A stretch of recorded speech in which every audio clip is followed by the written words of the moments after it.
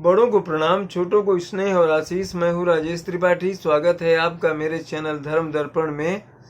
धर्म दर्पण के अंतर्गत हम लोग राम कथा और उसके अतिरिक्त जो है विचित्र धार्मिक कथाएं और धार्मिक प्रसंग और इस तरह की चीज़ें सुनाते हैं आपको। आज का प्रसंग है ओम पर। ओम ओम अपने मंत्र के उच्चारण के पहले जो लगता है ओम शब्द, उस पर है कि बदल सकता है ओम का जाप आपका जीवन।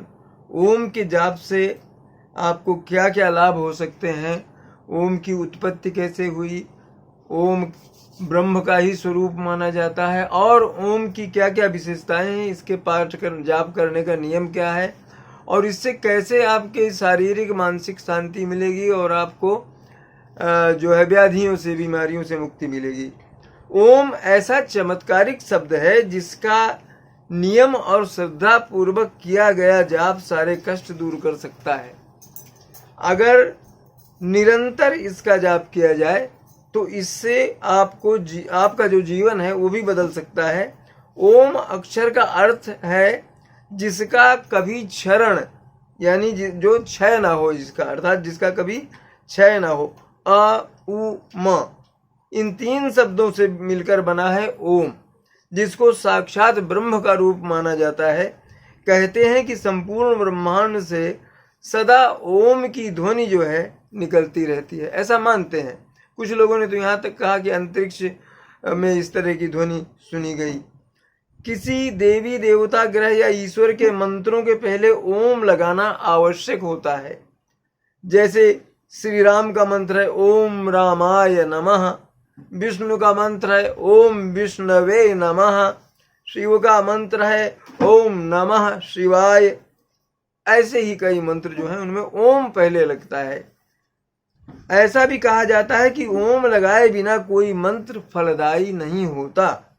ओम अपने आप में पूर्ण मंत्र है, इसे साक्षात ब्रह्म का ही स्वरूप माना जाता है। माना जाता है कि एक बार ओम का जाप 1000 बार किसी मंत्र के जाप से महत्वपूर्ण है।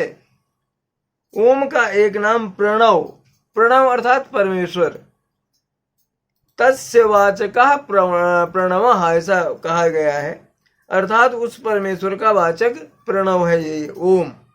इस तरह प्रणव अथवा ओम एवं ब्रह्म में कोई अंतर नहीं है। ओम अक्षर है, इसका क्षरण अथवा विनाश नहीं होता। छंदोग्योपनिषद में कहा गया है कि ओम इत्येता अक्षरः, अर्थात ओम जो है अविनाशी है, अव्यय है एवं इसका क्षरण नहीं होता। ओम धर्म अर्थ काम मोक्ष का प्रदाता है, इनको देने वाला है। ऐसे कई प्रमाण हैं कि मात्र ओम का जप कर कई साधकों ने अपने उद्देश्य को प्राप्त कर लिया। कौशितकी ऋषि जो थे निसंतान थे, संतान प्राप्ति के लिए उन्होंने सूर्य का ध्यान कर ओम का जाप किया तो उन्हें पुत्र की प्राप्ति हुई। ओम को ईश्वर के सभी रूपों का जो है संयुक्त रूप माना जाता है। इसके जाप से परमेश्वर प्रसन्न होते हैं। इस चमत्कारी शब्द में इतनी शक्ति है कि केवल इसके जाप से ईश्वर को पाया जा सकता है।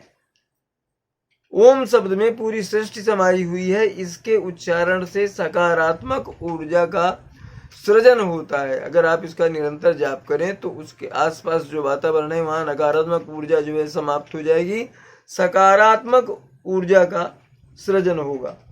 हिंदू धर्म में मंत्रोच्चारण का बहुत महत्व है और सभी मंत्रों का उच्चारण ओम से ही शुरू होता है।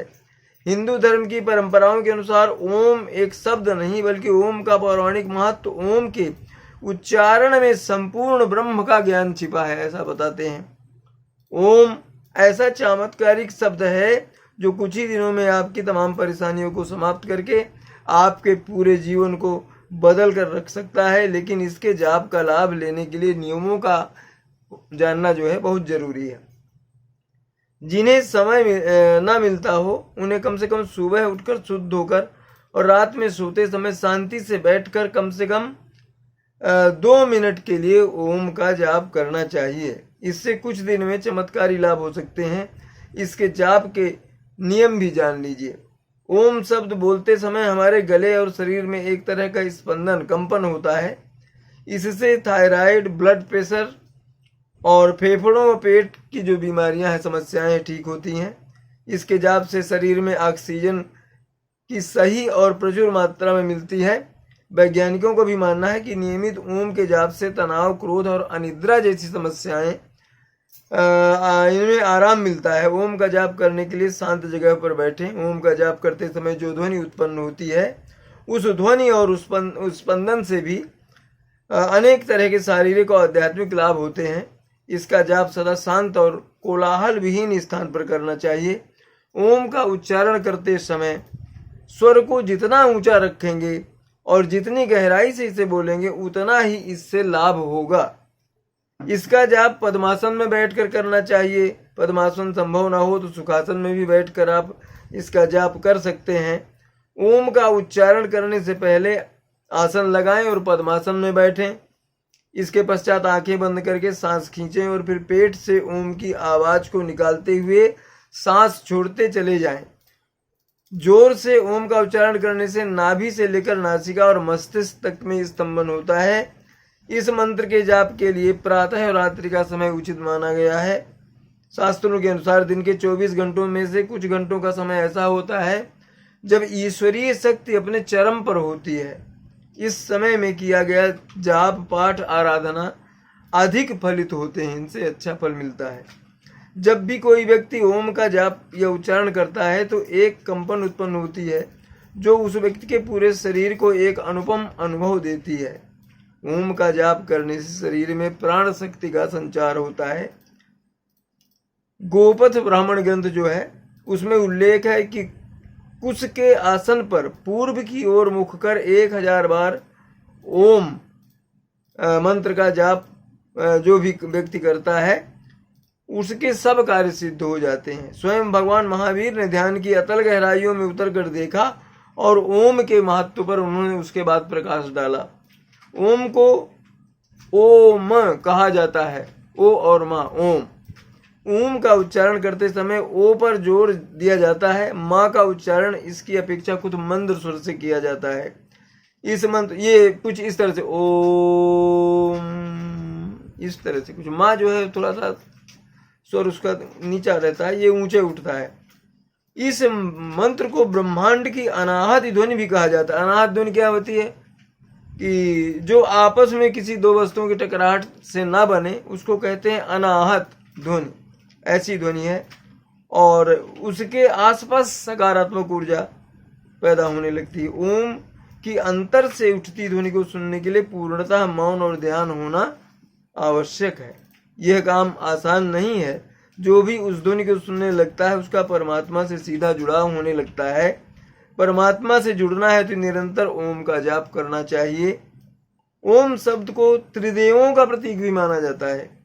जो ओम 3 ध्वनियों से बना है, अ, उ, म। इन तीनों ध्वनियों का अर्थ उपनिषद में भी आता है। यह ब्रह्मा, विष्णु और महेश का प्रतीक भी है। सभी मंत्रों का उच्चारण जीभ, होंठ, तालु, दांत, कंठ और फेफड़ों से निकलने वाली वायु के सम्मिलित प्रभाव से उत्पन्न होता है। इससे निकलने वाली ध्वनि शरीर के सभी चक्रों को, चक्र होते हैं ना, कुंडलिनी जागर करते हैं जो, आज्ञा चक्र और इस तरह के जो चक्र, हार्मोन स्राव करने वाली ग्रंथियों से टकराती है। इन ग्रंथियों के स्राव को नियंत्रित करते हुए बीमारियों में भी जो है बहुत लाभदायक है ओम का जाप। प्रातः उठकर पवित्र होकर ओंकार ध्वनि का उच्चारण करें। ओम का उच्चारण पद्मासन, अर्ध पद्मासन, सुखासन में भी बैठकर कर सकते हैं। इसका उच्चारण 5, 7, 10, 21 बार कर सकते हैं। ओम का जप माला से भी कर सकते हैं। इसके जाप से शरीर और मन एकाग्र होता है। हृदय की धड़कन और रक्त संचार नियमित होता है। मानसिक बीमारियों से मुक्ति मिलती है। कार्य क्षमता बढ़ती है व्यक्ति की। ओम का जाप करते समय पवित्रता और एकाग्रता का ध्यान रखना अत्यंत आवश्यक होता है। ओंकार ध्वनि के 100 से भी अधिक अर्थ दिए गए हैं। यह अनादि और अनंत तथा निर्वाण की अवस्था का प्रतीक है। इसका निरंतर जाप करने से व्यक्ति को निर्वाण प्राप्त होता है। निर्वाण यानी मोक्ष। इसको ओम शब्द की उत्पत्ति के बारे में एक कथा आती है। कहते हैं कि एक बार दैत्यों ने इंद्रपुरी को घेर लिया और इंद्र को ललकारा, और इन दैत्यों के पास बहुत बड़ी सेना थी, हर प्रकार के हथियारों से सज्जित थे ये। उन्होंने युद्ध के लिए इंद्र को ललकारा और कहा कि हमारा युद्ध में सामना करो, हम अपने बाहुबल की शक्ति से तुम्हें युद्ध में परास्त करना चाहते हैं। यदि हमसे डरते हो तो हार स्वीकार कर लो, इंद्रपुरी हमें सौंप दो। उनके सामने यह प्रश्न था। इंद्र जो है इतनी बड़ी जो दैत्यों की सेना देख करके कांपने लगे। वे सोचने लगे कि इतनी बड़ी संख्या में शत्रु को सामने जो है देख करके जो है देवता क्या कर सकेंगे। ऐसे में तो इंद्रपुरी ही छिन जाएगी। अब अगर इंद्रपुरी की रक्षा करनी है तो हमें किसी दैवी शक्ति की सहायता लेनी पड़ेगी। उनके सामने ये प्रश्न था कि दैत्यों को कैसे मारा जाए। भगवान ने सलाह दी, केवल शब्द शक्ति के देवता ओम की सहायता से ही आप सब में नव प्राण और नया उत्साह जो है संचार होगा। वे ही मेरी शक्ति के स्रोत हैं। आप उन्हीं के पास जाइए और उनसे शब्द शक्ति ग्रहण कीजिए। शब्दों में प्रचंड शक्ति भरी हुई है, उनकी साधना कीजिए। महाराज इंद्र को कुछ धैर्य हुआ, ढूंढते ढूंढते हुए वो ओम देव के पास पहुंचे। इंद्र ने ओम से कहा, हे भगवान के शक्ति स्वरूप ओम, आप शब्द शक्ति हैं। हम आपको अपना नेता बनाकर दैत्यों की सेना से युद्ध करना चाहते हैं। आप ईश्वर की शक्ति और सामर्थ्य के रूप हैं। आपके नाम के उच्चारण मात्र से हम देवताओं में नई शक्ति और स्फूर्ति आएगी। आपके नाम से प्रत्येक स्वर में प्रचंड शक्ति भरी हुई है। आपका नाम उच्चारण करते रहने से हमें निरंतर साहस का प्रादुर्भाव होगा। इस संकट के समय में अब आपका ही हमें भरोसा है। हे ईश्वर देवता, हमारी सहायता कीजिए। ओम सोचते रहे। देवताओं पर बड़ा संकट था। उन्हें वीरता, साहस, धैर्य, उत्साहवर्धक शब्दों की आवश्यकता थी। उन्होंने आत्मविश्वास और साहस, उनका जो आत्मविश्वास और साहस था वो कमजोर पड़ गया था। देवताओं का उत्साहवर्धक शब्दों से उनके वही शरीर फिर शक्तिशाली बन सकते थे। उनके लिए शब्दों की शक्तियों की योजना करनी होगी। देवताओं की विनय पर उन्हें दया आ गई। ओम एक शर्त पर देवताओं को दिव्य सहायता देने को तैयार हुए। उनका एक शर्त थी कि ऐसा करेंगे तभी होगा। सबने पूछा, हे देव कहिए आपकी शर्त क्या है। ओम ने कहा, मुझे अर्थात ओम को पहले पढ़े बिना ब्राह्मण वेदोच्चारण ना करें, ये शर्त उन्होंने रखी। मेरे नाम का उच्चारण सबसे पहले किया जाए। यदि कोई ब्राह्मण मेरा नाम लिए बिना वेद पाठ करे तो वह देवताओं द्वारा स्वीकार न किया जाए। ओम की सहायता के बिना दैत्य जीते नहीं जा सकते थे। अतः देवताओं ने उनकी यह शर्त मान ली। उन्होंने देवताओं की सेना का संचालन किया। पूरी सेना के सामने ओम खड़े थे। वे बोले, देवताओं, मेरा नाम उच्चारण करते करते पूरे धैर्य के साथ आगे बढ़ो, कायरता दूर होगी। आज आप अपनी शक्ति को पहचानिए। आप में दैवी शक्तियां सो रही हैं, मेरा नाम लेने से जागृत हो जाएंगी। देवताओं की सेना आगे बढ़ी। घोर युद्ध हुआ। देवताओं की सेना विश्वास भरे उच्च स्वर में ओम ओम ओम ओम ओम का उच्चारण कर रही थी। उस शब्द की प्रचंड शक्ति से पूरी सेना में नई शक्ति और साहस उमड़ रहा था। वह नए उत्साह से दानवों की सेना को काट रहे थे। थकी हुई सेना जैसी ही ओम शब्द का उच्चारण करती, वैसे ही उनमें नई शक्ति मिल जाती। उनकी शक्ति अक्षय हो गई थी। इस शब्द का चमत्कार संजीवनी शक्ति के समान जीवन और प्राणदायी था। युद्ध समाप्त हुआ। ओम शब्द की शक्ति के कारण देवता विजयी हुए। सब देवताओं ने ओम का जयकार किया। तब से ओम अमर हो गए। थके हारे जीवन में निराश उत्साहहीन व्यक्तियों को जीवन में नव जीवन, नई प्रेरणा, नई शक्ति देने के लिए ओम शब्द का प्रयोग प्रचलित हुआ। तो ये तो थी ओम के चमत्कारों की कथा, उनके उत्पत्ति की कथा। इसी तरह के कुछ और प्रसंग और ऐसी विचित्र कथाएं लेकर हम अगले वीडियो में भी आपसे मिलेंगे। तब तक के लिए नमस्कार, प्रणाम।